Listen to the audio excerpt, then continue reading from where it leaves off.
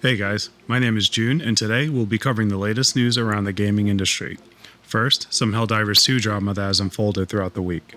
Then, there's news of Microsoft and Bethesda closing down some studios. Some huge Diablo 4 news, Bungie handing out another win for new and returning players, and a surprise release from Supergiant Games. This is The Pulse, your destination for gaming news, updates, and new releases. Let's get to it.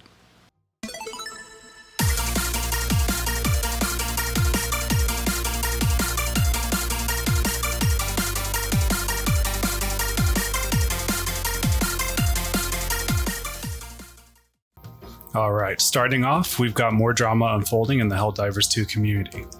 To briefly catch you up, this all began with Sony's confusing messaging over Helldivers 2 Steam players having to link a PSN account to play the game. Unfortunately, roughly about 170 countries around the globe do not have the ability to create PSN accounts, so a bunch of players got pissed, and rightfully so. Sony stated on their website that this was optional up until May 3rd, where they changed the verbiage on their FAQ stating it may be mandatory. And this is where we enter the drama. On May 3rd, Spitz, the community manager for Arrowhead Game Studios, tried to manage the uproar that was unfolding in the Helldivers 2 Discord.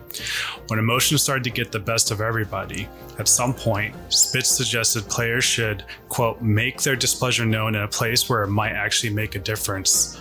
Steam reviews and refund requests will do that. Angry posting in Discord won't. I'm not happy about this decision either, end quote. Now, if you don't know anything about Helldivers 2 and the players that spread managed democracy, when there's a hint of a mission, they go all in, and that's exactly what happened. Players flocked to Steam to either change their positive review to negative or posted a negative review.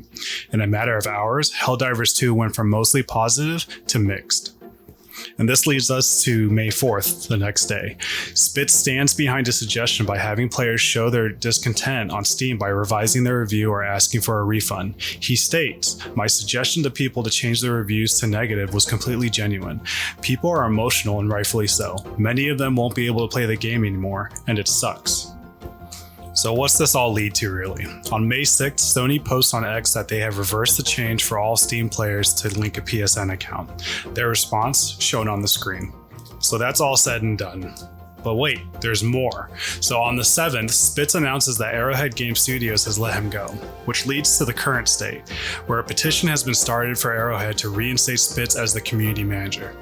Many stating he was doing the right thing, though his approach in the early parts of the drama were a bit rough. Ultimately, his actions were viewed as saving Helldivers 2 from a huge player exodus. So, there's the drama. What do you think? I personally think Sony should have communicated the requirement a bit better. On one hand, they did list the requirement on the Steam page, but was enforced until months later.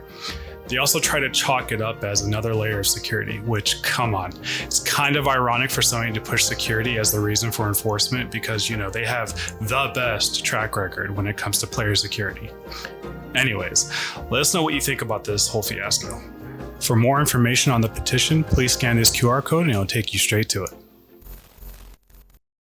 Alright, moving along. Another round of disheartening news for the industry as Xbox Game Studios and Bethesda have closed the doors on 4 studios under Bethesda's umbrella. Earlier this week, IGN has reported that Microsoft has closed 4 studios.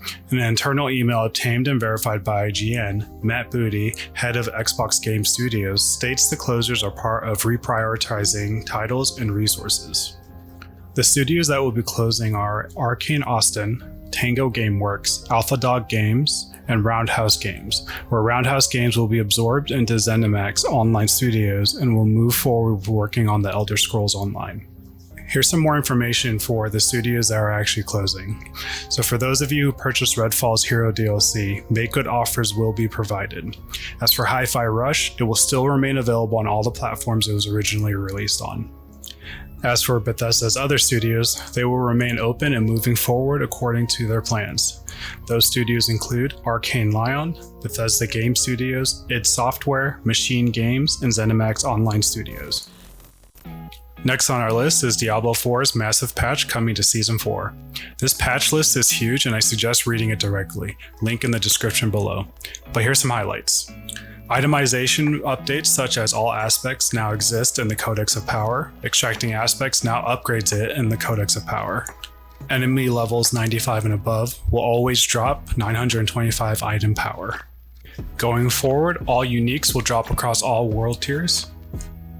Game changes to Helltide, including Helltides in World Tier 1 and 2. New items available for all classes. See patch notes for a complete list. A massive list of balancing adjustments from skills to items. And of course, a huge plethora of bug fixes. All in all, this massive patch will change how the game feels, plays, and entertains. We're pretty excited to dig in and experience the changes ourselves. But here's a question for you guys. Would us streaming the changes be something you'd be interested in watching? Let us know in the comments. Next up, some news on Bungie and Destiny 2. Earlier this week, Bungie released a promotional video of a DLC event happening now until June 4th. 3 of Destiny 2's biggest expansions, Witch Queen, Beyond Light, and Shadowkeep, are up for grabs for free. This is a huge win for new players and returning Guardians who have not experienced those DLCs. Personally, my favorite expansion was Witch Queen, which is ranked Destiny's 3rd most popular DLC across both Destiny 1 and Destiny 2. I highly recommend checking it out before the release of TheFinalShape, which is dropping on June 4th. Last but not least, Supergiant Games has released Hades 2 as an early access game on Steam and the Epic Games Store.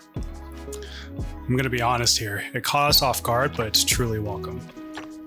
Reading off of the developer notes on Steam, Supergiant Games says they plan for Hades 2 to be released as an early access game first, and expects the game to stay in early access up until the end of the year. The game will receive major patches every few months. The major patches will have new features or content, then smaller patches will follow up to polish up those changes. Check out the link in the description for more information.